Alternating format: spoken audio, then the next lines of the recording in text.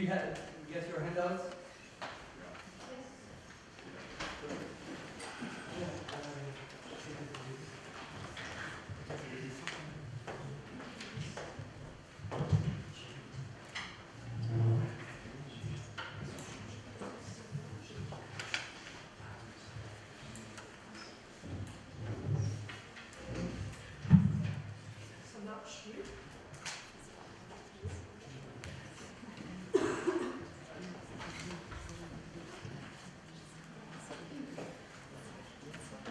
Merci beaucoup. Je dis tout d'abord mon plaisir de me retrouver à Budapest après quelques années. Je remercie très chaleureusement Patricia Noël et Lévin Teschelach de leur invitation et donc de me donner ce plaisir de parler ce matin. Je commence par une toute petite confidence, une mini-confidence. C'est un article de Paul Zumthor que j'ai lu en 1969. Article intitulé « Un problème d'esthétique médiévale, l'utilisation poétique du bilinguisme » qui a décidé de ma vocation de médiéviste. Et depuis, l'intérêt pour ces questions ne m'a pas quitté. La situation linguistique au Moyen-Âge offre un paradoxe. On l'imagine unifiée dans le monde chrétien par une langue, le latin. En fait, les médiévaux ont été très conscients de la diversité des langues, les 72 langues nées de Babel, chiffre symbolique connu même en dehors du monde des savants. Et ils n'ont pas toujours pensé cette diversité comme une catastrophe.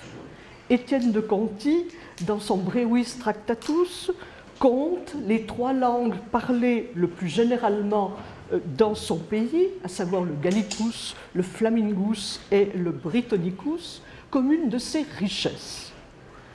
Paul Zumthor a bien analysé dans son ouvrage Langue et technique poétique à l'époque romane, donc 11e, 13e siècle, le double bilinguisme dans lequel se trouve pris l'homme médiéval, un bilinguisme horizontal qui oppose les langues des diverses contrées entre elles, hoc à oil, hoc à si, pour reprendre l'exemple de Dante, et un bilinguisme vertical qui oppose oil, hoc, si, yo à l'ensemble de la grammatica. Le modèle est en fait, me semble-t-il, plus complexe et l'on trouve au-delà du vertical et de l'horizontal, ainsi présenté, toute une multiplicité de langues inventées ou rêvées qui étendent les 2 axes à l'infini.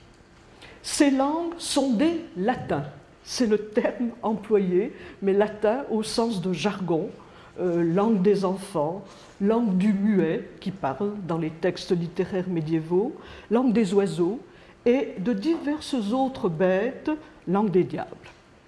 J'inclurai volontiers également les langues chiffrées, systèmes de signes, tels la gamme et le jeu avec les notes de musique, ré, mi, fa, sol, la, que l'on rencontre chez un rhétoriqueur comme Jean Molinet ou chez un prédicateur comme Michel Menot. Rentrent également, pour moi, dans cette épaisseur des systèmes de signes, les mots mnémotechniques tels Barbara et toutes les formules désignant des syllogismes ou un mot tel Saligia, c'est la formule qui indique la série des 7 péchés capitaux, Suburbia, Avaritia, etc. Donc, quand l'acronyme se fait langue en quelque sorte. Le recours à la convocation de langues diverses, s'il manifeste un même intérêt pour les langues et pour la perception de leur diversité, ne répond pas aux mêmes enjeux littéraires.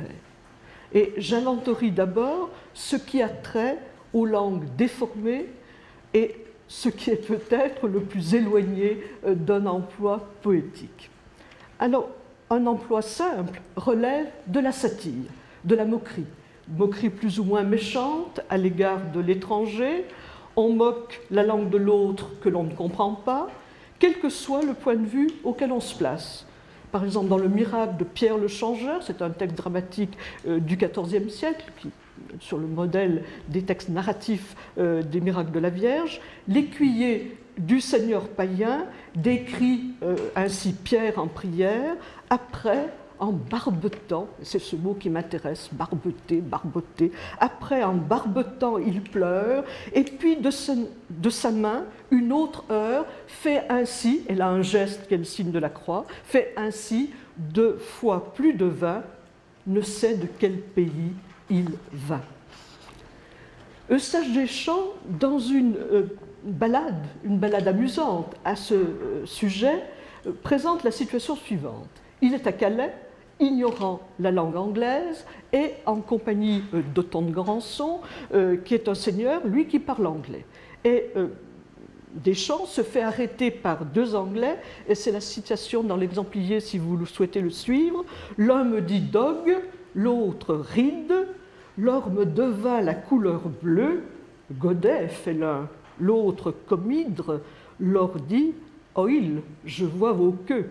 L'un me dit chien, dog, l'autre ride chevauche, je blémis, godet bonjour fait l'un, comme hydre viens ici, comme Eva fait l'autre, je dis alors, en vérité, je vois votre queue. C'est la légende qui court sur les Anglais en période de guerre franco-anglaise, que les Anglais ont une queue. On moque l'accent de l'autre dans la langue qui n'est pas la sienne, on moque ses fautes de syntaxe et de vocabulaire. C'est le jeu avec le jargon franco-anglais, dans le roman de Renard, par exemple, ou le jeu avec le français prononcé par un Allemand, comme dans le tournoi de Chauvency. Et les termes pour désigner ce jargon, c'est tioué roman, tioué bâtard. Le mot bâtard est intéressant, hein. Une langue bâtarde, donc du personnage qui s'appelle Conrad Warnier, que met en scène Jacques Bretel et qu'il tourne en dérision. La langue que l'on ne comprend pas est disqualifiée. Et un moyen de ce rejet est de l'indexer plaisamment ou non comme la langue de l'autre absolu, c'est-à-dire le diable. Les participants au tournoi de Saint-Tron, dans le roman de la Rose de Jean Renard, donc le texte qui est connu à l'heure actuelle sous le nom de Guillaume de Dole, sont décrits comme tiéchants comme mots faits, c'est-à-dire parlant tudesque, tiéchants comme des diables. Le jeu se double d'un plaisir au calembour, et au calembour sexuel en particulier. On fait dire l'interdit à celui qui ne maîtrise pas la langue ou feint de ne pas la maîtriser. Renard jongleur prononce systématiquement fou pour fut, le passé simple du verbe être, foutre pour votre, truffant son langage déformé de manière comique, de connotation sexuelle. Moi, fout perdu tout mon gain, et fout chercher pour ma compagne, non fout m'est trouvé qui m'enceint, et ainsi à longueur de discours. Un type de personnage particulier se voit attribuer une langue non seulement déformée, mais à proprement parler inventée. Les diables et tous ceux qui touchent à leur monde, sorciers, possédés, païens. Tervagan, l'idole païenne du jeu de Saint-Nicolas, qui s'était exprimée au début de la pièce par geste, en riant et pleurant en même temps, parle à la fin, au moment de sa déchéance, et c'est votre citation 2, Pallas, Aron, Osinomas, Basque, Bano, Tudan, Donas, Gémaël, Cla, Orlaï, Berek et Pantaras, Taï. On y entend de l'arabe et du grec. Henri Guiter y lit du basque.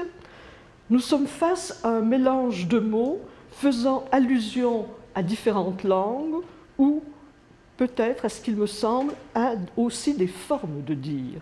Parce que dans le mot pantaras, qui est donc dans ce jargon, ce mot peut se lire comme construit à partir du mot grec pan, pour tout, mais évoquer également les sonorités d'un verbe intéressant en ancien français, qui est le verbe pantoisier, qui signifie halter. Donc il me semble qu'il faut aller au-delà peut-être d'un strict déchiffrement en langue, en essayant d'attribuer, de retrouver des langues derrière, ça me paraît plus complexe, et peut-être voir aussi cette idée du souffle, enfin d'un rythme, de quelque chose qui passe dans ce langage des diables ou affiliés. Dans le miracle de Théophile de Rudebeuf, c'est le sorcier, Salatin, qui conjure le diable dans une langue autre, c'est la citation 3, Bagaï, Laka, Bachaï, Lamak, Kaï, Achabae, Karelios, vous pouvez lire la suite dans le papier. Et le diable dit ensuite à Salatin qu'il ne veut plus être dérangé ni en hébreu ni en latin, donc orientant, si on veut, vers une possible traduction, ce serait de l'hébreu, du latin, etc. En fait, la langue est étrange, mais la versification est bien connue.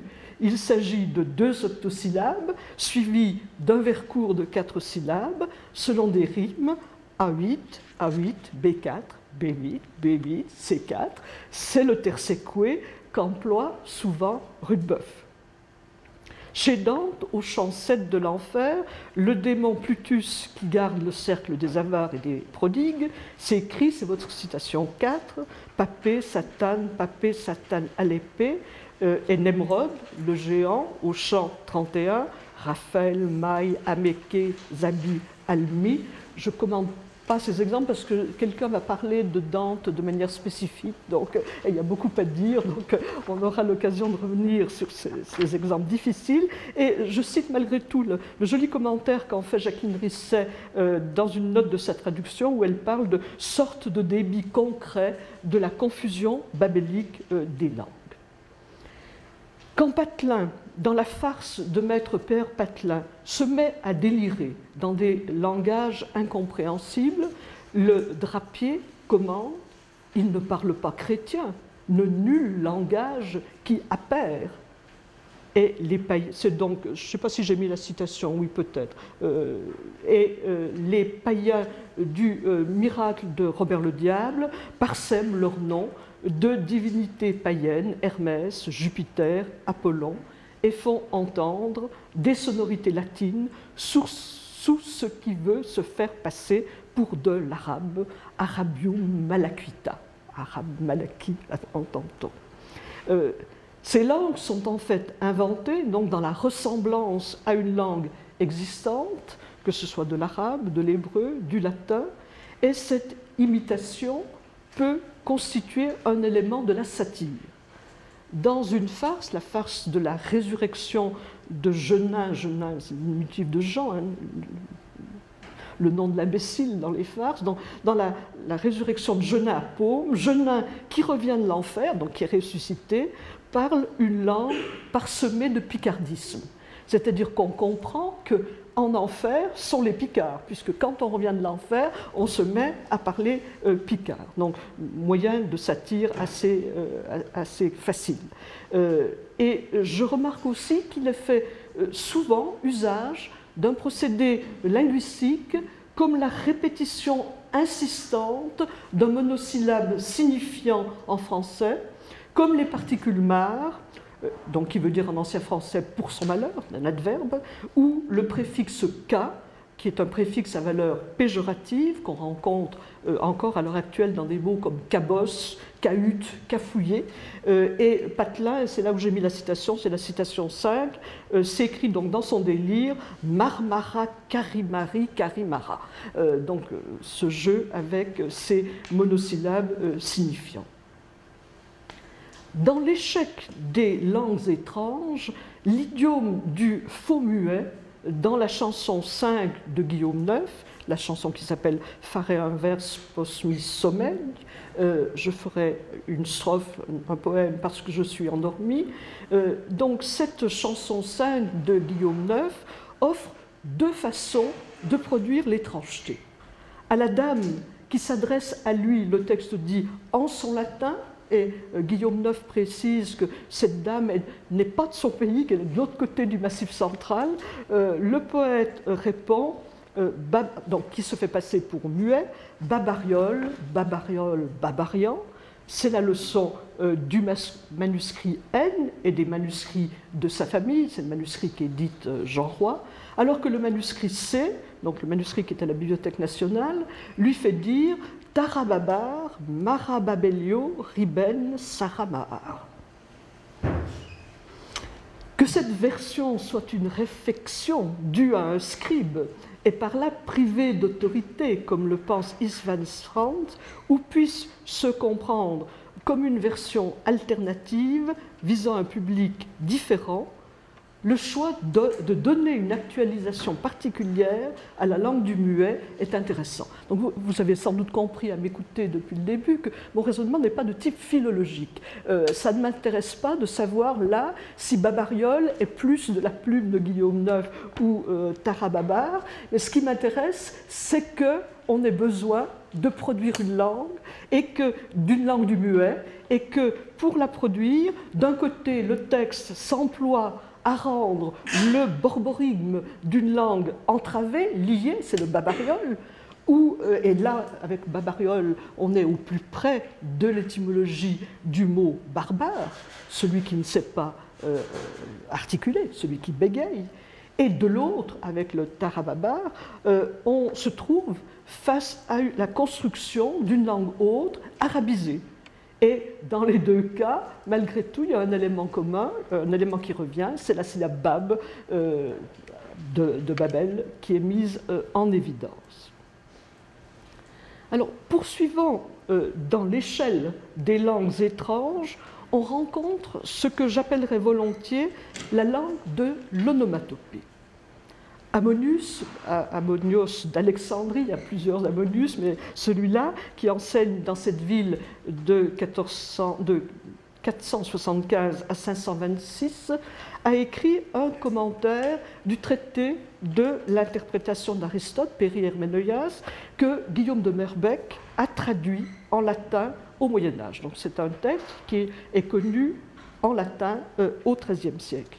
Et Ammonius distingue quatre types de rapports entre le son et le sens. Premier type, un son qui est un mot et qui a une signification, comme par exemple homme. Deuxième cas, un son qui a une signification mais qui n'est pas un mot, comme l'aboiement d'un chat. C'est un son, ça n'est pas un mot. Un son qui est un mot, mais qui n'a pas de signification, donc un mot, mais qui n'a pas de signification. Et là, l'exemple que prend Ammonius et que reprendront les commentateurs stoïciens de ce texte, c'est bliturie. Bliturie, qui est le terme par lequel on désignait traditionnellement le son de la harpe. Bliturie. Et enfin, quatrième type, un son qui n'est pas un mot et qui n'a pas de signification. Et là, l'exemple pris, c'est le son d'un animal sauvage émis par hasard. Alors, ce classement aide à penser le jeu que font jouer les textes médiévaux au langage de l'onomatopée dans les contextes comiques et satiriques. Je ne veux pas dire par là que tous les médiévaux connaissaient le classement d'Ammonius, mais que ce classement nous permet de comprendre ce qu'ils avaient sans doute intuitivement vu dans la construction d'un langage onomatopéique. Et il en va en particulier pour ces textes satiriques sur lesquels je m'arrête un instant, ainsi du langage de la femme, qui est désémantisé quand on veut se moquer d'elle, ou au contraire du mouvement inverse en ce qui concerne les animaux, dont on sémantise les émissions sonores.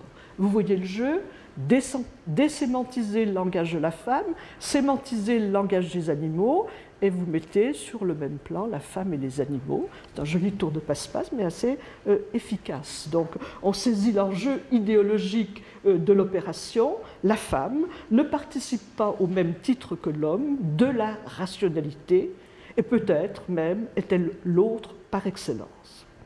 Alors, comment se passe ce travail sur le langage de la femme ? Par sa parole, on la compare à un animal, et tout particulièrement à deux animaux, la poule ou le singe. Poule, elle a un bec, il n'est bon bec que de Paris, chante le refrain d'une ballade de Villon. Poule, elle caquette, et que bonnes sont caquetières allemandes et prussiennes, dit-on dans la même ballade de Villon, et ce caquettement est rendu dans une série de textes par des onomatopées redoublées. La question du redoublement est intéressante. On lit par exemple dans un sermon joyeux de la patience des femmes, c'est votre citation 7, ti, ti, ta, ta, 12 pour 13, elles ont plus de babil que 16, méli, mélo, à qui en aura, Harry, Harry, Harry, Barry, Harry, Barra. Et vous le savez,